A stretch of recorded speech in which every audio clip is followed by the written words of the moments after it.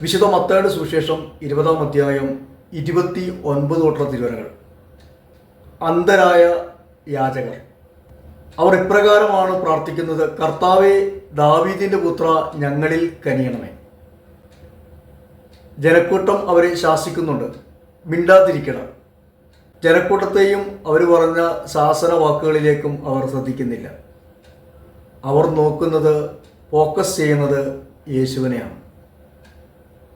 യേശു അവരുടെ ജീവിതത്തിൽ മതിയായവനാണ്.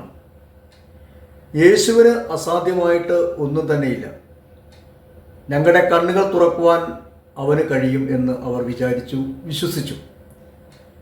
ജനക്കൂട്ടത്തെ ശ്രദ്ധിക്കാതെ അവർ വീണ്ടും വളരെ ഉച്ചത്തിൽ, ദാവീദിന്റെ പുത്ര യേശുവേ, ഞങ്ങളിൽ കനിയണമേ. അവർ ഹൃദയം നുറുങ്ങി പ്രാർത്ഥിക്കുക. സങ്കീർത്തനങ്ങൾ 34:18. ഹൃദയം നുറുങ്ങിയവർക്ക് കർത്താവ് സമീപസ്ഥനാണ്, മനം ഉരുകിയവരെ അവിടുന്ന് രക്ഷിക്കും. യേശു നിന്നു തിരിഞ്ഞു അവരെ വിളിച്ചു. യേശു അവരെ അടുത്തേക്ക് വിളിക്കുക. അടുത്തേക്ക് വിളിച്ചിട്ട് യേശു അവരുടെ കണ്ണുകളിൽ സ്പർശിച്ചു. അവരുടെ കണ്ണുകൾ തുറന്നു, സൗഖ്യം കിട്ടി. ഇന്നും ദൈവം നമ്മുടെ ജീവിതത്തിൽ അത്ഭുതങ്ങൾ പ്രവർത്തിക്കുന്നുണ്ട്.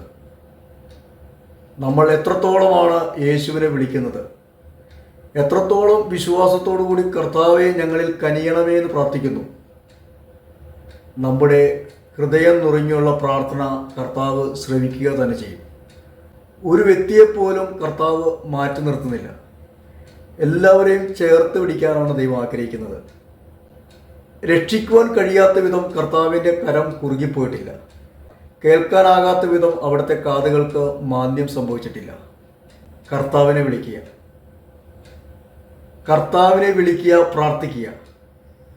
കർത്താവ് നമ്മുടെ ജീവിതത്തിൽ, ഇന്നും ജീവിക്കുന്ന യേശു നമ്മുടെ ജീവിതത്തിൽ അത്ഭുതങ്ങളും അടയാളങ്ങളും പ്രവർത്തിക്കും.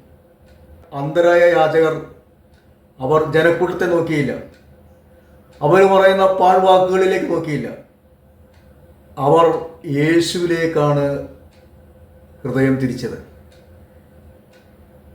ഞങ്ങളുടെ ജീവിതത്തിൽ മാറ്റം വരുത്തുവാൻ കഴിവുള്ള ഒരു വ്യക്തിയാണ് യേശു എന്ന് അവർ വിശ്വസിച്ചു. കർത്താവ് അവരെ അടുത്തേക്ക് വിളിച്ച് അവർക്ക് സൗഖ്യം നൽകി. അവർക്ക് സന്തോഷമായി, സമാധാനമായി യേശുവിനെ അവർ അനുഗമിക്കുകയാണ്.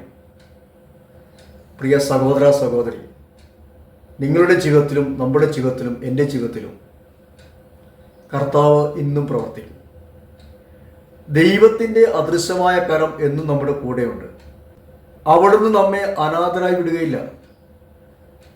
അവനിൽ വിശ്വസിക്കുന്നവരാരും ലജ്ജിതരാകുവാൻ അവിടുന്ന് അനുവദിക്കുകയുമില്ല. വിശ്വാസത്തോടുകൂടി അന്ധരായ യാചകർ വിളിച്ചതുപോലെ, കർത്താവേ, കർത്താവേ, ദാവീദിന്റെ പുത്ര, ഞങ്ങളിൽ കനിയണമേ. ഞങ്ങളുടെ പ്രശ്നങ്ങളുടെ മേൽ, ഈ അന്ധകാരത്തിൽ തപ്പിത്തടയുന്ന ഞങ്ങളുടെ ജീവിതങ്ങളുടെ മേൽ അങ്ങ് കരുണയായിരിക്കണമേ. കർത്താവ് നമ്മുടെ ജീവിതത്തിൽ ഇടപെടും. അവിടുന്ന് സർവശക്തനായ ദൈവമാണ്.